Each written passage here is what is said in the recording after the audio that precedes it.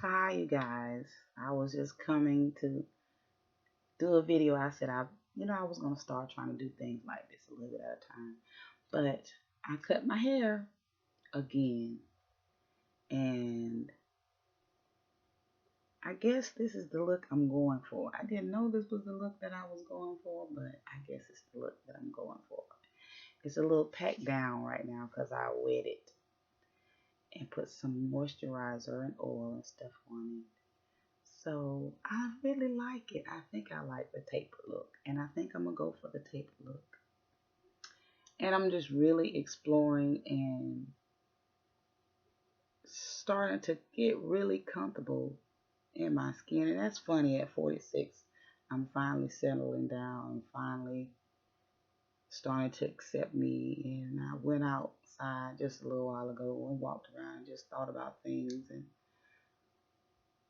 one thing I thought about was like my hair, accepting what I like. And I like it curly a lot of times. I don't like the Jerry curl as someone said I did, but I like it to be curly. I like to see the more prominent curls in my hair. And I'm accepting the gray hair. My son, he loves the gray hair. So in my head, so I'm gonna keep it like this. But I want to thank one of my sisters, Nikki Hammonds, for just helping me and talking to me about accepting me and being what I need to be for me and loving me. And I'm really starting to understand that because Friday I went all out and I did things just for me.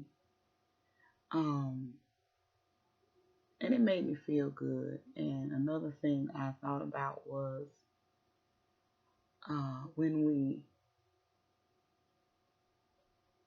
go through things in life as women, we're going through everything and going through things. And this is especially out for my sisters. I mean, the brothers can listen to it, it's fine. But one thing that I thought about was, as sisters, we go through things and um, we have a struggle that we always go through in accepting who we are just the way we are. And it's been hard for me as well, but I've learned that you are uniquely you. And that is probably cliche, but it's true. You have to really accept who you are. You have to accept the way you look. You have to accept how you're built. You have to accept your big nose if it's big, your cheekbones, your lips, your eyes, whatever your gap in between teeth, because I have one. But I've learned to celebrate me because no one can do April better than April. So, and I was walking around, and I don't know if it was spirit or if it was my ancestor speaking, but um, they said once you become used to who you are, then what you're looking for is going to happen. Whatever it is that your truest desire of what it is that you want, if it's your body to change, or I wish I could be, maybe 20 or 30 pounds smaller. But once you become acceptable of who you are, then it's easier to change, or it's easier to make those adjustments or those alterations because you're comfortable with you. And another thing I thought about, I see on Facebook a lot of times we are going through so much as women in trying to be in relationships, even me, especially me. And we spew out and we say a lot of things that um, we're going through internally. And I found that Facebook has become a sounding board for us all. And so I'm learning that we just have to accept things for what they are and not try to make things into what we want it to be. Um, and I thought about something that is kind of synonymous with some of the, or one of the things that a lot of women get into, and that is one, accepting the fact that sometimes we're just not for everybody, or we're not for that particular person. It doesn't mean that there's anything wrong with you. It's just that you're not for that person.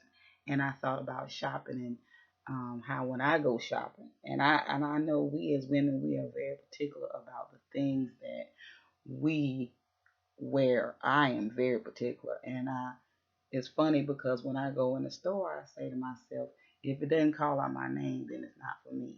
And I can go through the whole store and find nothing that I like. And I started thinking in particular about dresses.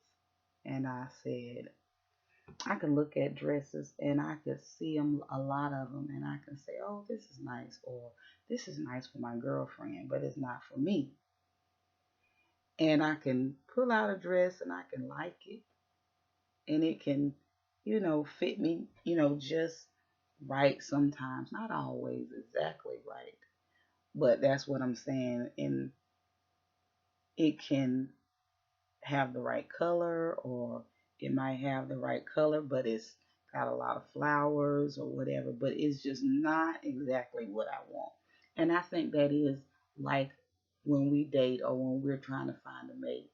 A lot of times you may have attributes that they like, maybe physical features that they like, or you may cook good, or you may mesh well and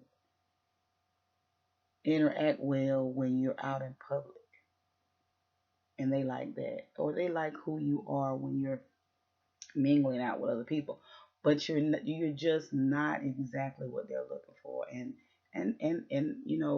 spirit or my ancestors came to me again and said, that's how it is too with dating. You may have many features that they like, or many features that they admire, but sometimes you're just not exactly what they're looking for, and that's okay. It doesn't mean there's nothing wrong with you. It just means you're not that one. So when you're going through and you feel like, okay, just think about, you know, that little um, example I just gave about when you dress shopping. The dress may be pretty, it may look good on you, but it just may not be exactly what you're looking for. And that's all right, because there's plenty of other dresses, and there's plenty of other stores to look for dresses. And there's always another time and a place and a day for you to go out and make choices. And sometimes just being able to have that next day and being able to just enjoy yourself in the moment is still nice. So I just want to say that, and um, leave that with you all today, because it made me feel good and I wanted to say it. So everybody have a good day and a good rest of the weekend. Be safe. There's a lot of shooting going on in Columbus. So everybody be safe. Serenity and grace.